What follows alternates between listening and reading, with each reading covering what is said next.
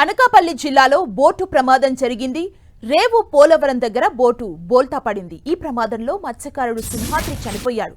బంగారమ్మపాలెం తీరానికి మృతదేహం కొట్టుకొచ్చింది. తెల్లవారుజామున చేపల వేటకు 4 జాలర్లు వెళ్లారు. అయితే 3 మత్స్యకారులు సురక్షితంగా ఒడ్డుకు చేరారు. ఇందులో సింహాద్రి మాత్రం చనిపోయాడు.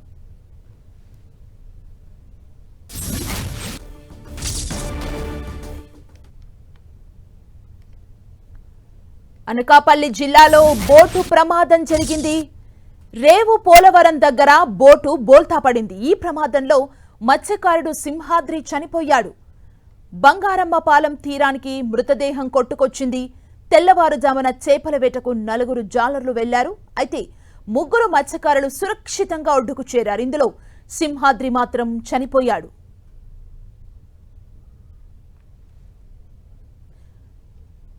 ఈ ప్రమాదానికి సంబంధించి మరింత సమాచారం మా ప్రతినిధి జార్జ్ అందిస్తారు. జార్జ్,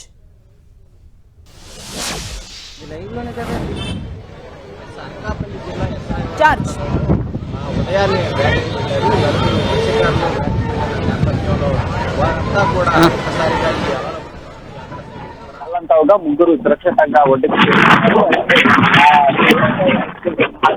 మృతదేహం బంగారమ్మపాలెం వద్దకు కొట్టుకు వచ్చింది. అయితే ఈ సంఘటన ఏదైతే నిన్న జరిగిన సంఘటన మరొక సంఘటన అనేది అనకాపల్లి జిల్లాలో చోటు చేసుకోవడం అక్కడ విషాదం అయితే నింపిందని చెప్పుకోవాలి. ఎందుకంటే ఇప్పటికే మత్స్యకారులంతా కూడా ఒక ఆందోళన అయితే ఉన్నారు. మనం చూసుకోవచ్చు. నిన్న చూస్తున్నట్లయితే కనుక 6 మత్స్యకారులు అనేది గల్లంతయ్యారు. 6 మత్స్యకారులు గల్లంతు అయిన నేపథ్యంలో వారందరి ఆచూకీ కోసం అయితే గాలింపు చర్యలు అనేవి కొనసాగుతూనే ఉన్నాయి. ఆ ఘటన అనేది మరొక సంఘటన అనేది చోటు చేసుకుంది.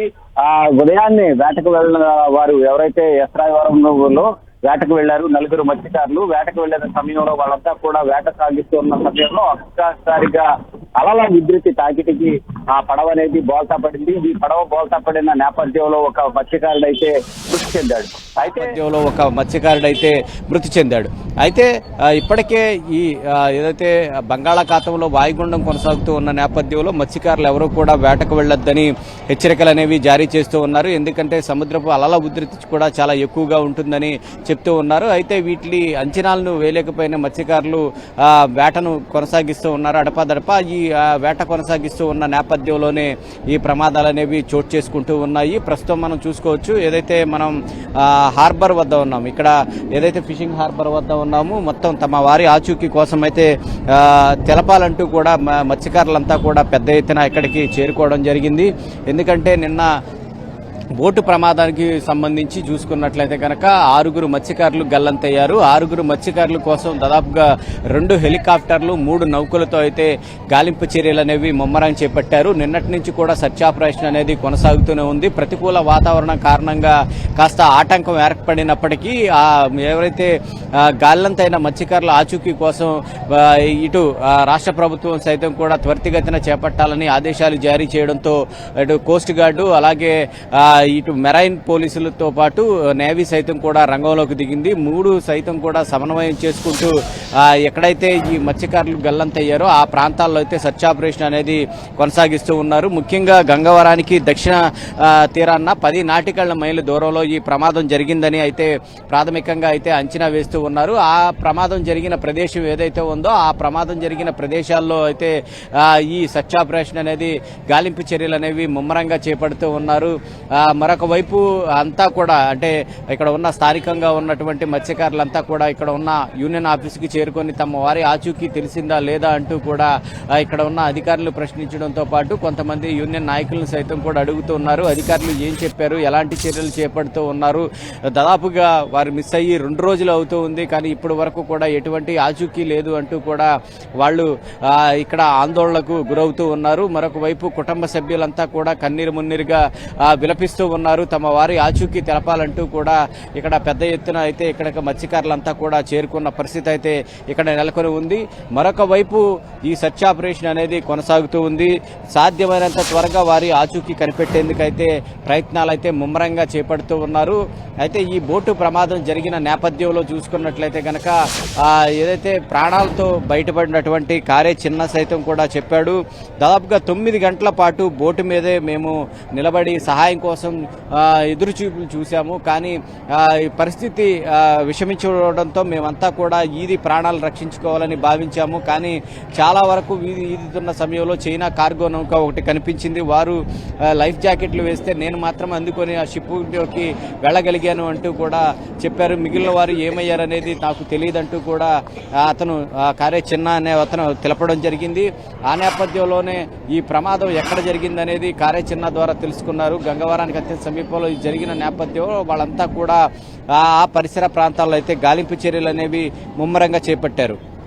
అయితే ఈ గాలింపు చర్యల్లో అంటే నిన్నటి వరకు కూడా వారి ఆచూకీ ఎటువంటి ఆచూకీ అనేది దొరకలేదు. ఈ రోజు అయినా వారి ఆచూకీ దొరుకుతుందని ఆశగా అయితే ఇక్కడ ఉన్న మత్స్యకారులంతా ఎదురు చూస్తున్నారు. వారంతా కూడా క్షేమంగా తిరిగి బయటికి రావాలంటూ కూడా ఇక్కడ గంగమ్మ తల్లిని మేము కోరుకుంటున్నామంటూ కూడా ఇక్కడ ఉన్న మత్స్యకారు నాయకులతో పాటు ఇక్కడ ఉన్న కుటుంబ సభ్యులు కూడా చెప్తూ ఉన్నారు. తమ క్షేమంగా తిరిగి రావాలని అయితే వారు కోరుకుంటున్నారు. ఎక్కడో చోట వాళ్ళు బ్రతికే ఉంటారన్న ఆశతో అయితే వీళ్ళంతా కూడా ఎదురు చూస్తూ ఉన్న పరిస్థితి అయితే ఇక్కడ నెలకొని ఉంది. మరొక వైపు నిన్న చూసుకున్నట్లయితే కనుక ఏదైతే ఈ వేటకు వెళ్లిన సమయంలో ఈ అలల ఉధృతి తాకిటికి బంగాళాఖాతంలో వాయుగుండం కొనసాగుతుంది. ఈ వాయుగుండం కొనసాగుతూ ఉన్న నేపథ్యంలో ఈ అలల తాకిడికి ఈ బోట్లు అనేవన్నీ కూడా చాలా ప్రమాదకరంగా మారాయి. అలల ఉధృతి తాటికి బోట్లు బోల్తా పడుతూ ఉన్నాయి. నిన్న సైతం కూడా ఒరిస్సాకు సంబంధించి 10 మంది అంటే ఏపీకి చెందిన మత్స్యకారులు ఒరిస్సా సమీపంలోకి వెళ్లారు. ఆ వేట చేస్తూ ఉన్న సమయంలోనే వారి లంగర్ సైతం కూడా ఒక్కసారిగా తెగిపోయింది. అంతేకాకుండా అక్కడ ఉన్న ఏదైతే ఇంజిన్ బోట్ సైతం కూడా పనిచేయలేదు. ఈ నేపథ్యంలో వాళ్ళంతా కూడా సహాయం కోసం అర్థించారు.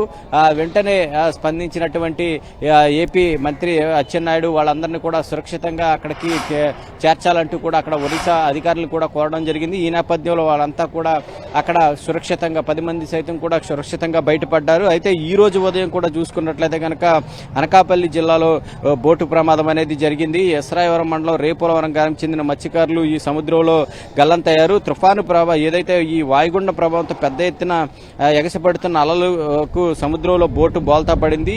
ఆ బోల్తా పడిన నేపథ్యంలో సింహాద్రి గల్లంతయ్యాడు. సింహాద్రితో పాటు వెళ్లిన ముగ్గురు కూడా క్షేమంగా ఒడ్డుకు చేరుకున్నారు. తీరంలో గల్లంతైన సింహాద్రిని వెతుకుతున్న సమయంలో ఎస్రాయవరం తీరానికి అతని మృతదేహం అయితే కొట్టుకు వచ్చింది. మిగిలిన ఏదైతే ప్రస్తుతానికి నిన్న బోటు ప్రమాదం ఏదైతే ఉందో ముఖ్యంగా చూసుకున్నట్లయితే కనుక బోటు బోల్తా పడి 6 మిస్ అయ్యడం జరిగిందో వారి కోసం అయితే ప్రస్తుతం సెర్చ్ ఆపరేషన్ అనేది కొనసాగుతూ ఉంది. జార్జ్, అంటే వరుసగా జరుగుతున్న ఈ బోటు ప్రమాదాలు అంటే సముద్రం ప్లెజెంట్ గా లేనప్పుడు మత్స్యకారుల్ని వేటకు వెళ్ళొద్దని సూచిస్తారు కదా, ఏం చెప్తున్నారు అధికారులు మరి?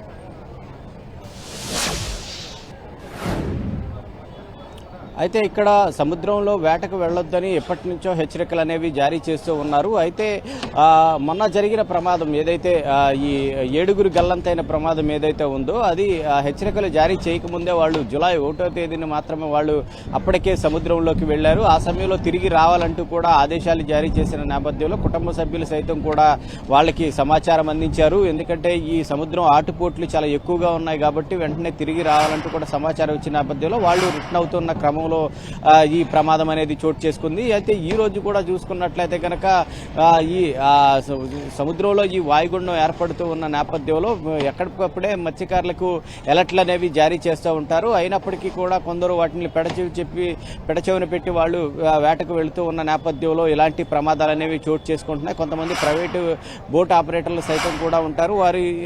వారు కొంత లోపలికి వెళ్ళొచ్చులే అనే ఉద్దేశంతో వాళ్ళు వెళ్తూ ఉంటారు. కానీ సముద్రం అంచనా వేయడంలో చాలా వాళ్ళంతా కూడా విఫలమయ్యారని చెప్పుకోవాలి. ఎందుకంటే ఈ వాయుగుండ ప్రభావంతో అలల తాకిడి అనేది చాలా ఎక్కువగా ఉంటుంది. అలల తాకిడికి ఎప్పుడు ఎలాంటి రాకాసల వస్తుంది అనేది కూడా చెప్పలేని పరిస్థితి. సముద్రంలో అలలు అనేవి ఒకే రీతిలో ఉండవు కాబట్టి ఈ వాయుగుండం సమయంలో సైతం కూడా చాలా పెద్ద ఎత్తున ఎగసిపడుతూ ఉంటాయి. ఆ అలల తాకిడికి ఈ బోట్లు సైతం కూడా తిరగబడుతూ ఉన్నాయి. ఆ నేపథ్యంలోనే ఇలాంటి ప్రమాదాలు అనేవి చోటు చేసుకుంటాయి. అధికారులు మాత్రం మేము ఖచ్చితంగా వేటకు వెళ్లొద్దని హెచ్చరికలు జారీ చేస్తూ ఉన్నాము. వాతావరణ శాఖ అధికారులు సైతం కూడా వేటకు వెళ్లొద్దని చెప్తున్నారు. తదుపరి ఆదేశాలు వచ్చేంత వరకు కూడా ఎవరు వేటకు వెళ్లొద్దని హెచ్చరికలు ఎప్పటి నుంచో ఉన్నప్పటికీ కూడా వాటిని పెడచెవిని పెట్టి మత్స్యకారులు వేటకు వెళ్లడం వల్ల ఇలాంటి ప్రమాదాలు అయితే చోటు చేసుకుంటూ ఉన్నాయి. Okay, thank you George.